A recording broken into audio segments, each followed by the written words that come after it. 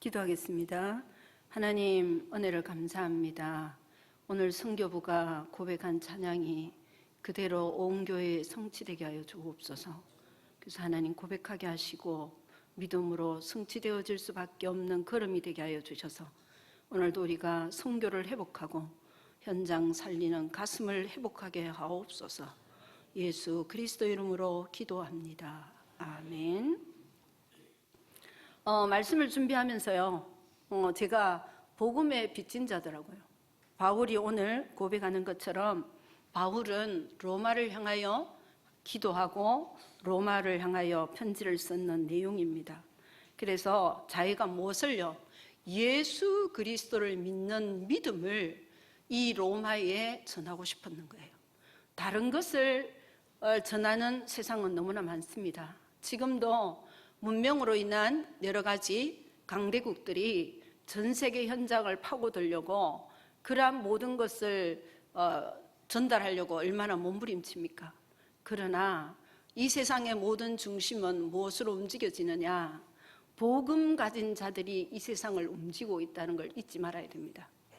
하나님이 우리를 통하여서 이 나라가 흔들리고 어려움을 당하고 압박을 당하고 교회가 핍박을 당하는 일이 일어나는 위정자가 일어난다면 그것도 누구에게 있는 거냐 하면은 믿는 자를 위하여 하나님은 세우는 겁니다. 그래서 우리는 항상 하나님은 믿는 자 중심으로 전 세계를 움직인다는 확신을 가지고 우리는 항상 바울이 가졌던 이 복음의 빚진 자로서 우리도 복음의 빚진 자로서 항상 고백하며 살아가는 은혜가 회복되기를 바랍니다. 그래서 오늘 말씀 바울이 고백한 대로 로마를 향하여 항상 9절에 보면 기도한다고 했습니다. 항상 내 기도에 쉬지 않고 너희를 말하며 로마를 향하여 하나님 앞에 항상 기도했습니다. 그러면서 말도 고백하기를 이 간절히 원하는 이유가 있었습니다. 11절에 보면 신령한 은사를 너희에게 나누어 주고 싶어서, 그리고 너희를 견고하게 하려고 믿음이 흔들리지 않는 자로 세우고 싶어서 간절히 원한다고 했습니다. 그리고 14절에 헬라인이나 야만인이나 지혜 있는 자나 어리석은 자에게 다 내가 빚진 자라. 바울은 이 빚진 비밀을 알고 실천했습니다.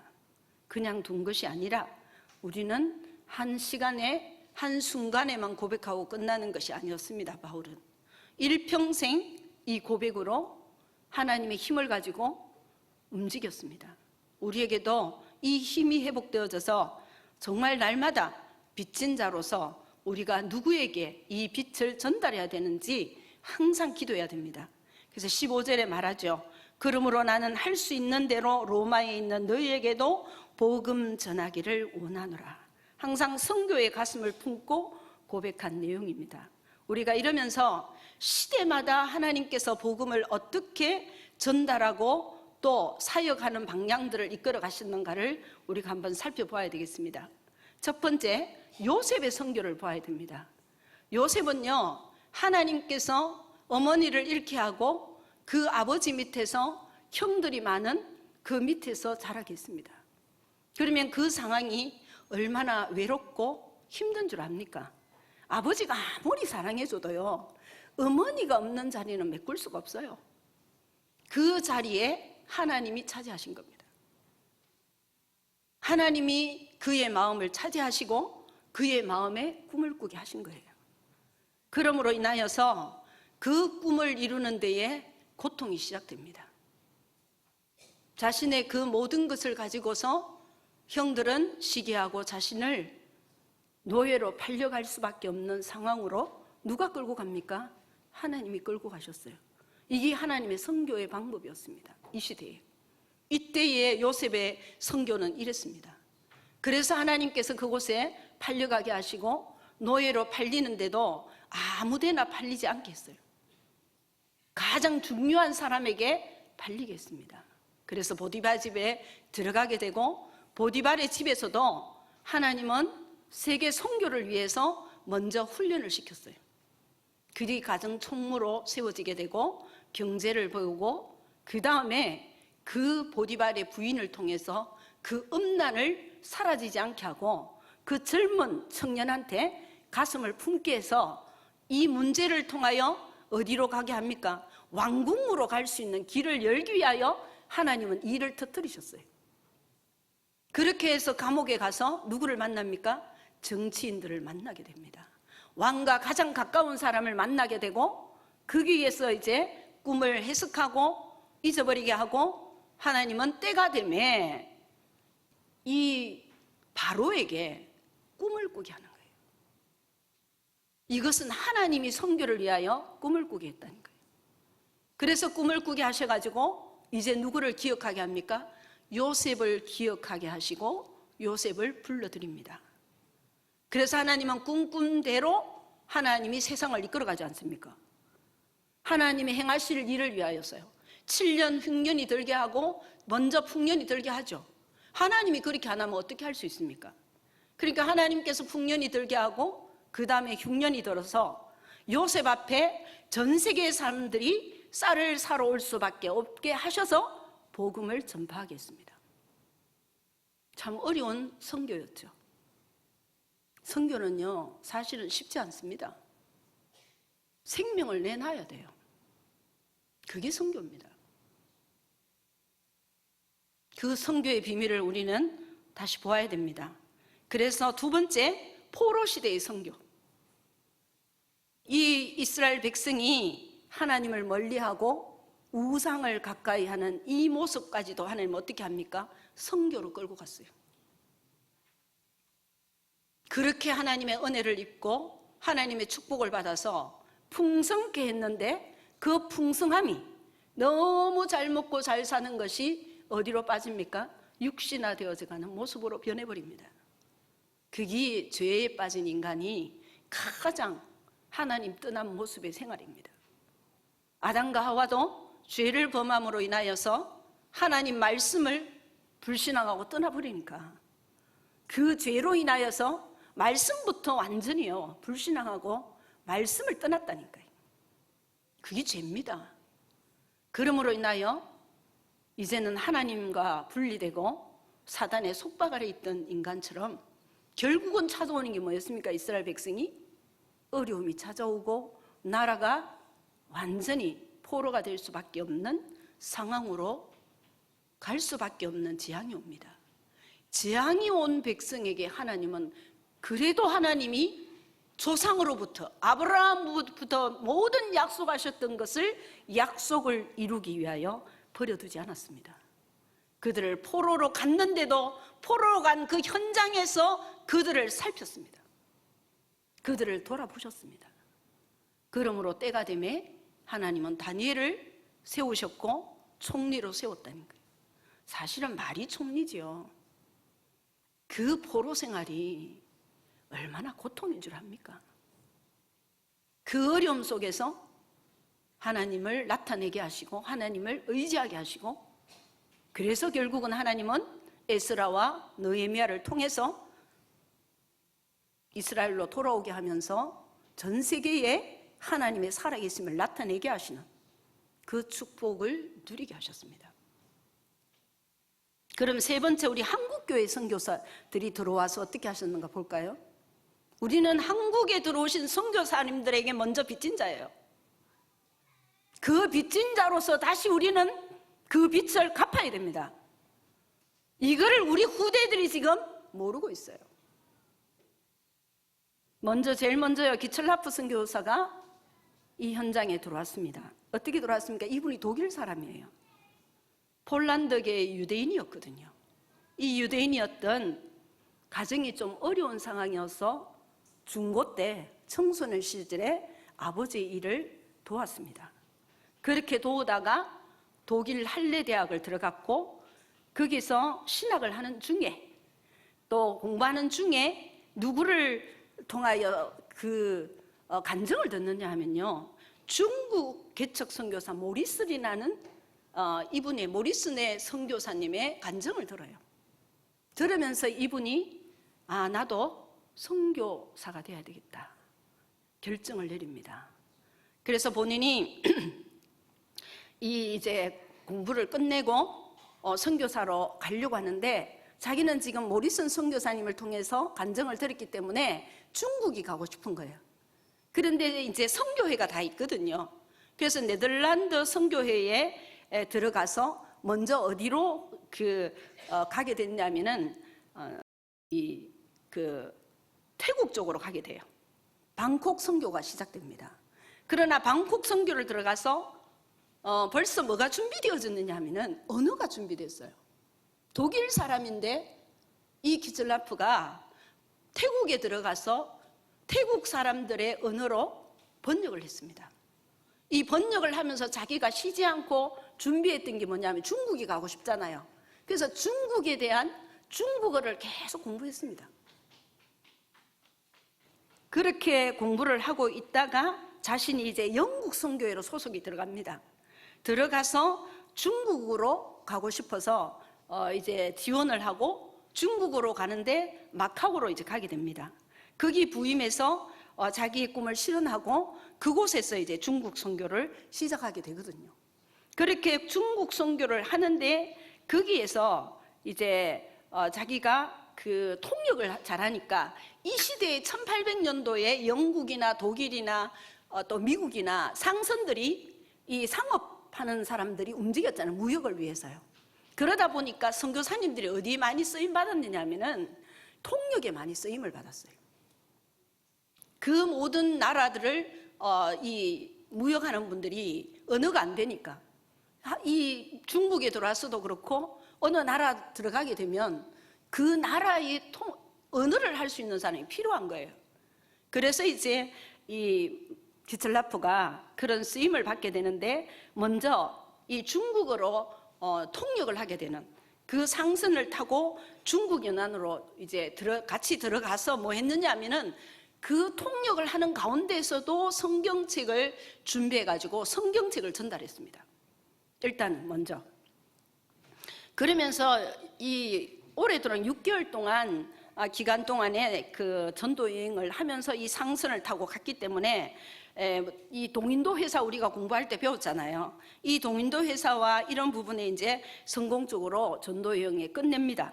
그러다가 2차 통역관으로 요청을 받아요. 그게 뭐냐면은 이제 그 1톤 톤급의 로드 암스 허스토홀이라고 합니다. 그 중국 북쪽, 한국, 일본, 오키나 뭐 이런 데를 다 무역을 이제 들어가는 항구마다 들어가게 되는 거예요. 거기에 필요한 언어를 가진 사람이 지금 기슬라프인 거예요. 그래서 이 사람을 이 동인도 회사에서 또 통역관으로 데리고 갑니다.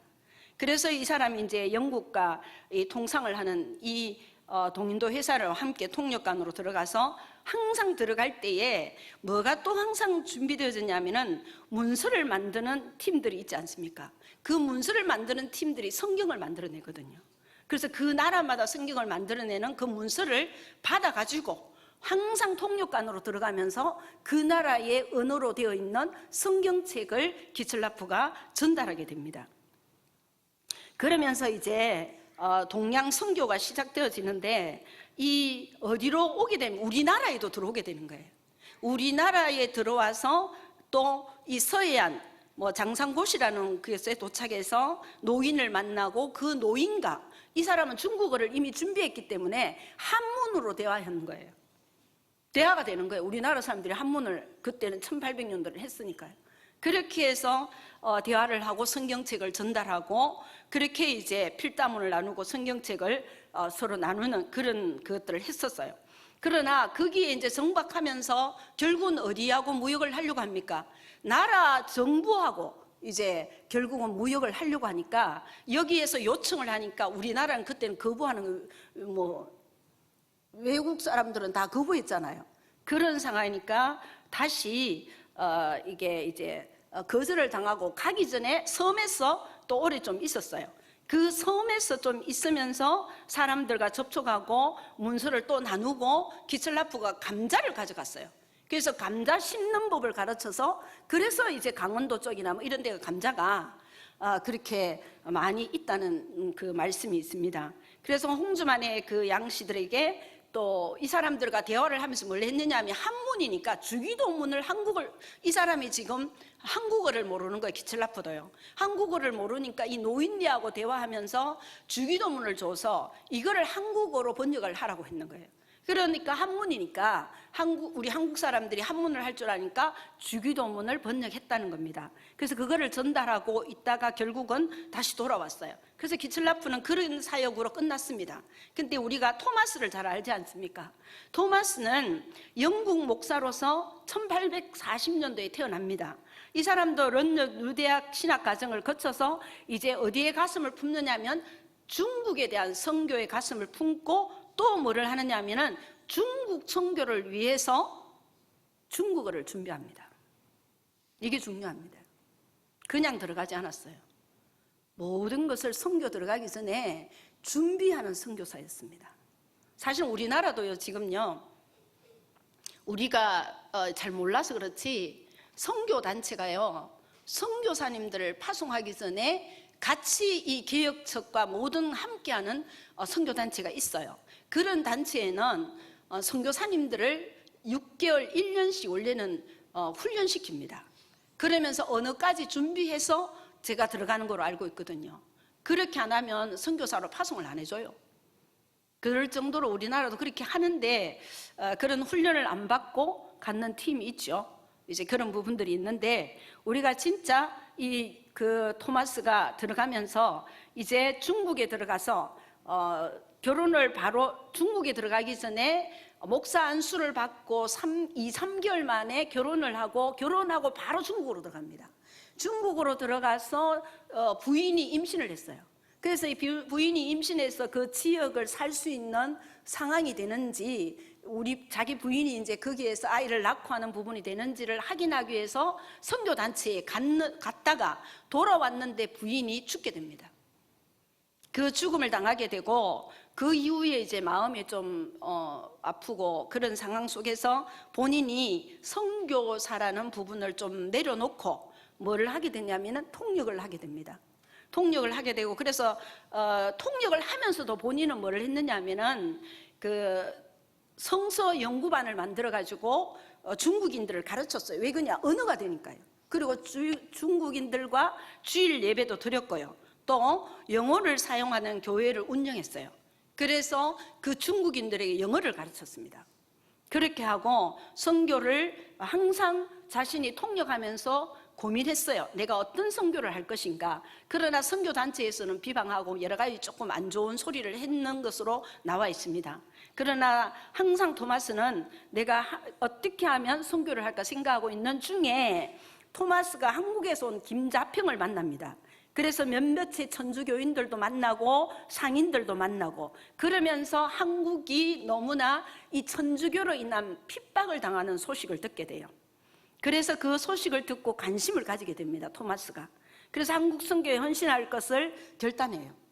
그렇게 결단하고 토마스 선교사는 알렉산더 윌리엄슨에 있는 여행 중에 이 봉급을 받기도 하면서 성서공회의 직원으로서 통역 부분에 번역하는 부분을 했었어요. 그러다가 1865년 9월 4일 중국을 떠나서 한국 해안에 이제 들어가게 됩니다. 이 성서공회를 통해서 통역도 들어가고 그렇게 해서 이제 들어가서 항해도에서 작년 부근의 어느 해안으로 들어가서 2달간이나 그곳에서 천주교인들과 함께 있게 됩니다. 그러면서 거기에서 2달 만에요 한국어를 배웠어요. 한국어를 배우고 그 다음에 다시 이제 어디로 돌아가느냐 하면은 국왕에게까지 이 무역을 하기 위해서 연결을 하려고 했는데 이 배가 파손되게 됐어요. 그래서 다시 그냥 돌아갑니다. 중국으로 돌아가서 이제 다시 한국 선교에 대한 부분을 런던에다가 편지로 보냅니다. 오기 전에 다 2차로 들어오거든요. 이 토마스가요. 그래서 이제 보고서 내용에 한국말을 배워서 불쌍한 백성들에게 복음을 전하기 위하여 책을 전달해야 되겠다고 그렇게 고백했대요. 그리고 책을 받으면 상을 당하든지 아니면 벌금형이나 투옥된 것을 각오하고 그 사람들은 성경을 받더라는 거죠. 왜 그러냐면 천주교는 들어가서 교리나 이런 책들을 전달했지 성경책을 전달 안 한 거예요. 그래서 천주교인들이 성경책을 주니까 너무 좋아했다는 거죠. 그래서 이제 중국에 있는 동안에 한국에서 온 사신들과 또 관계된 사람들이 천주교인들 중에 그 사람들 중에 이제 이 토마스한테 쪽지를 하나 주는 거예요. 그래서 그 쪽지를 받는데 쪽지를 나중에 간 후에 보니까 당신이 전해준 그 번역된 성경을 받고 싶다. 이렇게 문자가 쪽지를 준 거예요. 그래서 다시 토마스가 가슴이 뛰는 겁니다. 아, 성경을 이 한국에 또 전달해야 되겠구나. 기도하는 중에 이제 2차 이 선교 방문을 계획하고 그러면서 이제 여러 가지 방법으로 뭐 프랑스 사람들이 자기 나라 이 신부들이 한국에 들어와서 박해를 당하고 죽는 일이 일어나고 이러니까 프랑스에서도 한국에 들어와서 좀 왕을 만나고 그러려고 했는데 그게 이상하게 좀 안 되어서 원래는 그 배를 타고 토마스가 들어오려고 했거든요. 근데 그 일이 막혀버려요. 그 일이 막히고 다시 이제 미국에서 온 제너럴 셔먼호의 이 배를 타게 됩니다. 미국 사람의 배를 타게 되는 거죠. 그걸 통역하기 위해서요. 한국 사람 한국말을 할 줄 아니까 한국말까지 하고 영어도 하고 다 하니까 이 이제 토마스를 쓰게 됩니다. 그래서 토마스는 그 응답을 받고 다시 이제 같이 타게 되죠.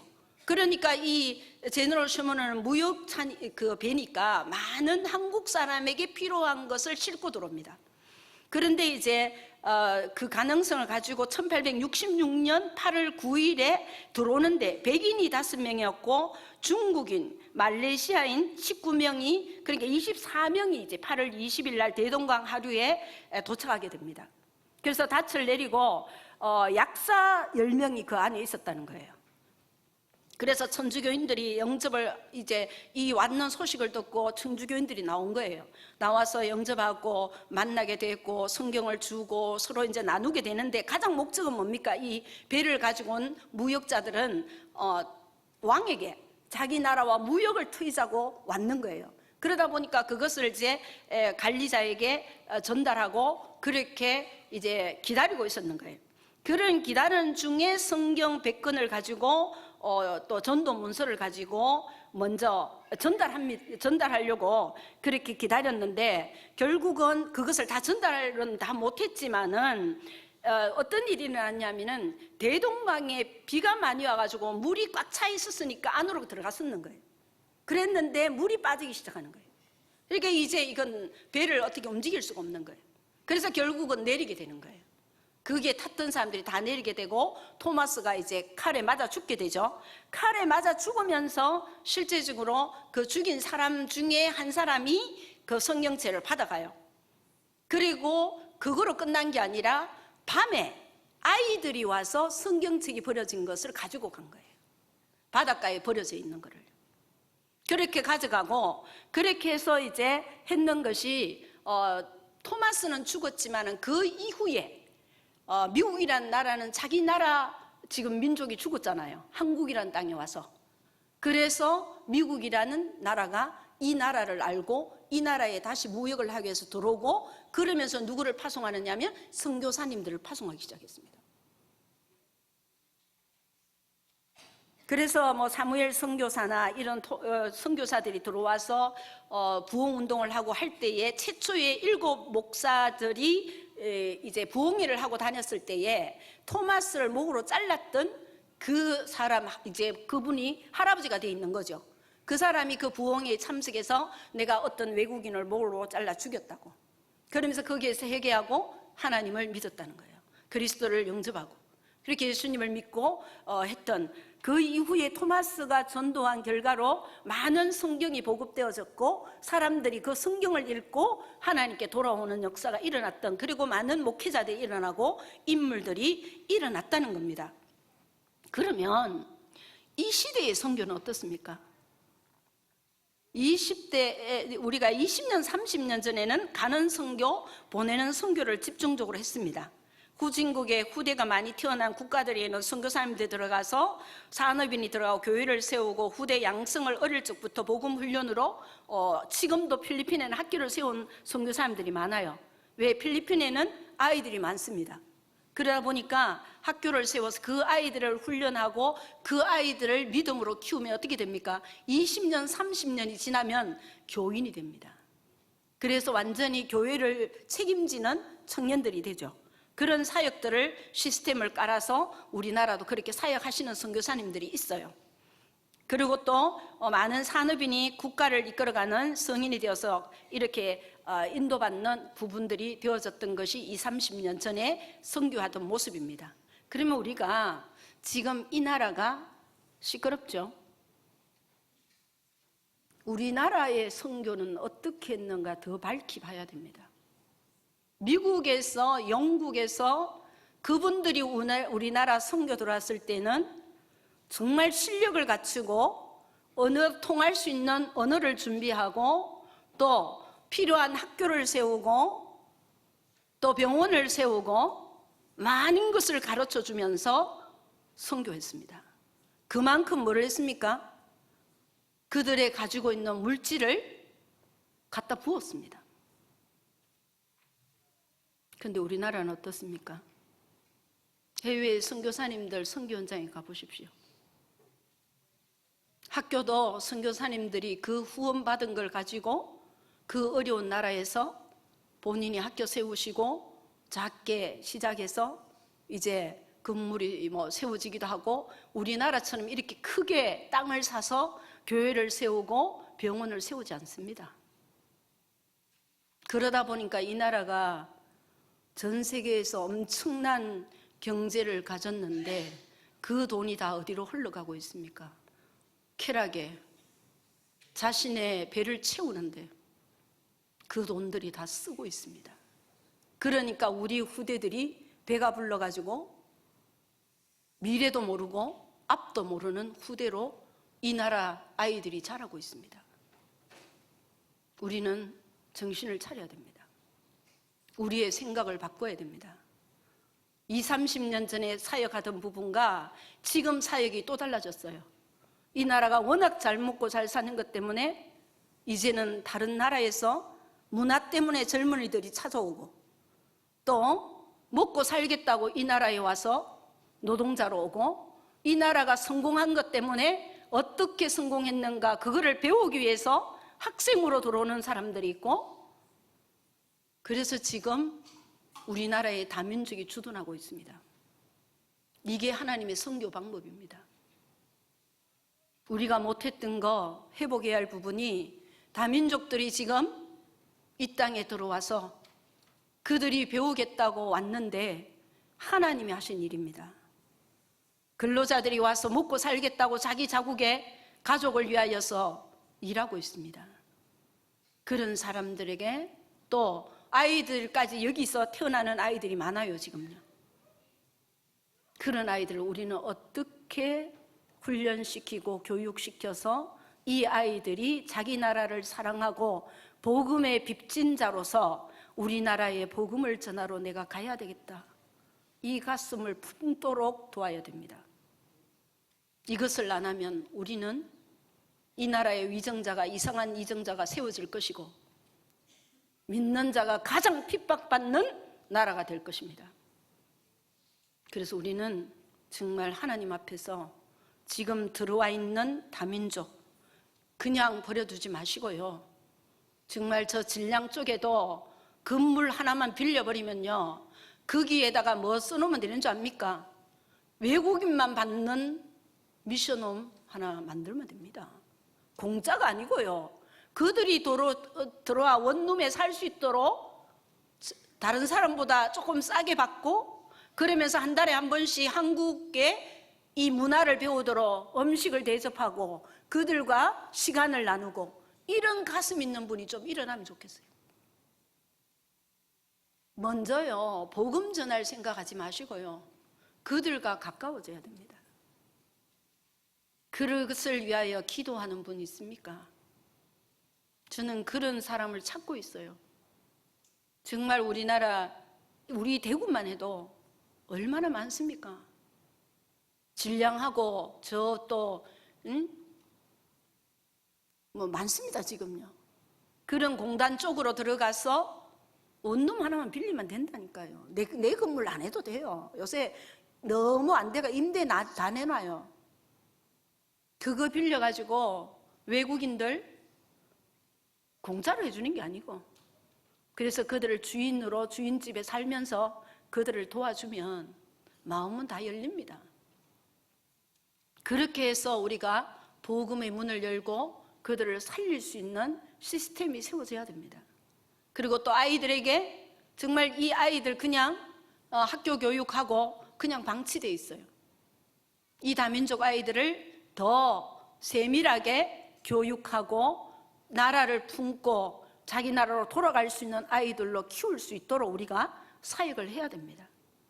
그래서 이 사역이 시작되어져서 우리 교회가 정말 들어와 있는 다민족을 살리고, 또 우리 교회는 이제 선교하면 우리가 빚진 것을 정말 돌려주는 그런 선교가 되면 좋겠습니다. 하나님이 주신 이 축복으로 인하여 제가 이번에 선교대회를 갔어요.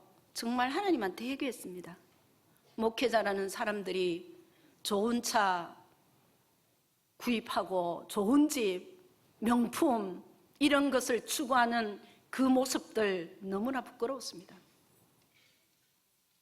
정말 선교사님들은 생명을 걸고 현장에서 이 풍토병과 여러 가지 병 때문에 고통당하고 있는데, 한국에 등 뜨시고 배부른 목회자들이 엉뚱한 짓을 하고 있는 그 모습에 저는 부끄러웠습니다. 정말 우리가 복음의 빚진 자들로서 이제 남은 세월을 전도와 선교를 위해서 우리는 살아야 되고요. 우리의 후대들이 선교사님들이 와서 간증할 때에 정말 감동받아서 나도 선교사로 가야 되겠다는 이런 결단하는 후대가 일어나야 합니다. 그래야 이 나라가 쓰임받는 나라가 됩니다. 그렇지 않으면 하나님 왜 빨리 북한 문을 안 여세요? 우리 때문입니다. 그래서 우리는 빨리 우리의 생각을 바꾸시고 복음의 빚진 자로서 다민족을 복음에 양육하고 시스템 세우고, 또 다민족 후대 복음 교육과 또한 선교 현장을 위하여 이 후대가 일어나도록 기도하는 모든 성도님들 되시기를 예수 그리스도의 이름으로 기도합니다. 기도하겠습니다. 하나님 감사합니다. 복음의 빚진 자로 저희들 살게 하심을 너무나 감사합니다. 이 순교한 주의 선교사님들과 전도자들이 없었다면 저희들이 이렇게 평안하게 기쁨으로 감사하며 살 수 없었던 우리에게 예수 그리스도를 믿게 하시고 복음 속으로 들어가 다음 또 세대와 하나님 다른 나라를 바라보며 선교할 수 있는 가슴 주심을 너무나 감사합니다. 저들을 살리기 위하여 나의 것을 헌신하고 내 것을 내놓을 수 있는 믿음들이 되게 하여 주옵소서. 그래서 올바른 선교하는 선교사님들을 만나게 하여 주옵소서. 그래서 모든 영광 주께 돌리게 하여 주옵소서. 예수 그리스도 이름으로 기도합니다. 아멘.